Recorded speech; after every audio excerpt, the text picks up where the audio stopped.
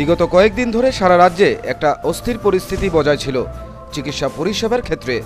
মূলত চিকিৎসক দীপঙ্কর দেবনাথের উপর দৈহিক নির্যাতনের পর থেকেই এই অবস্থার সৃষ্টি হয়।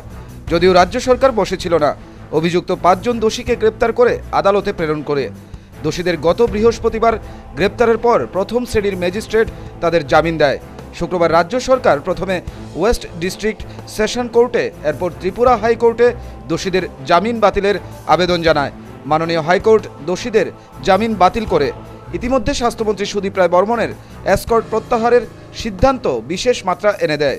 রাতে মুখ্যমন্ত্রী ডাক্তারদের সংগঠনের সাথে আলোচনায় মিলিত হন। শনিবার সকালে চিকিৎসকদের সংগঠন সাধারণ সভায় মিলিত হন এবং সাংবাদিক সম্মেলনে বলেন, মাননীয় মুখ্যমন্ত্রী, স্বাস্থ্যমন্ত্রী ও আইনমন্ত্রীর উদ্যোগে আমরা খুশি। তাই আমরা আমাদের আন্দোলন আপাতত স্থগিত রাখছি। তবে নির্যাতনের মাত্রা বৃদ্ধি পেলে আন্দোলন আরও বৃহত্তর ও তীব্র হবে। আজ এই মুখ্যমন্ত্রীর সাথে দেখা করার পরে আজ সকাল 11টার সময় আমরা আইএমএ হাউসে আমাদের সমস্ত সদস্যদের সাথে এক জেনারেল বডি মিটিংয়ে মিলিত হই। সেখানে সকলে অভিমত নিয়ে সর্বসম্মতিক্রমে কিছু সিদ্ধান্ত নেওয়া হয়। সেটা আমাদের জানাচ্ছি যে আমাদের সিদ্ধান্ত মাননীয় মুখ্যমন্ত্রী এবং মাননীয় স্বাস্থ্যমন্ত্রীর উদ্যোগ এবং আশ্বাসের উপর ভরসা রেখে আমরা আপাতত আমাদের আন্দোলন স্থগিত রাখছি।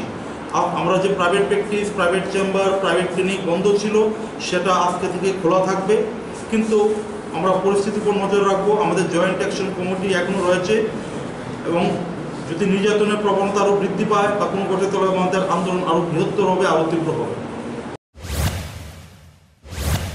সাংবাদিক সম্মেলনে চিকিৎসকরা বলেন, স্বাস্থ্যমন্ত্রী প্রতীকী হিসেবে যে এসকর্ট প্রত্যাহার করেছেন, উনি যেন আবার এসকর্ট গ্রহণ করেন।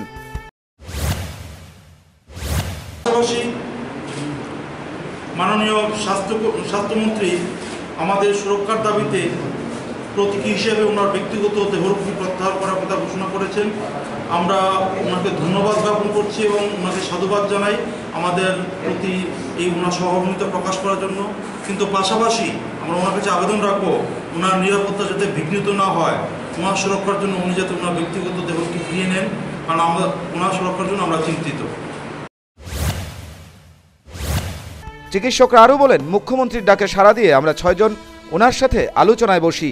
তিনি আমাদের দাবির সাথে সহমত পোষণ করেন। গতকাল প্রায় রাত 11টার সময় মাননীয় মুখ্যমন্ত্রী আমাদের মধ্যে 6 জন কিছু সদস্যকে ডাকেন ওনার সাথে কথা বলার জন্য। ওনার সেই আহ্বানে সাড়া দিয়ে আমরা 6 জন রাত্র 11টার সময় ওনার সরকারি বাসভবনে যাই। ওনার সাথে প্রায় আমাদের ঘণ্টাখানেক কথা হয়। উনি সেখানে আমাদের সমস্ত দাবিগুলি পূরণ করার ব্যাপারে সহমত পোষণ করেছেন। আমরা যে 3টা স্পেসিফিক দাবি ছিল সেই দাবিগুলি পূরণ করার জন্য সম্পূর্ণ সহমত পোষণ করেছেন। এবং মুখ্যমন্ত্রীর উদ্যোগে আপনারা জানেন যে ত্রিপুরাতে প্রথম গভীর রাতে বিশেষ আদালত বসে ডাক্তার দীপঙ্কর দেবনাথের আক্রমণকারীদের যারা সকালবেলা জামিন পেয়ে গিয়েছিল তাদেরকে রাতে হাইকোর্ট বসে তাদের জামিন রদ করা হয়েছে। সেটা চিকিৎসকদের নিরাপত্তার দাবিতে আন্দোলন স্বাভাবিকভাবেই নাড়া দেয় গোটা রাজ্যে। অবশেষে সরকারের ইতিবাচক পদক্ষেপের ফলে আন্দোলন প্রত্যাহার করে নিল চিকিৎসকদের সংগঠন all Tripura government doctor association. Bureau report, news vanguard.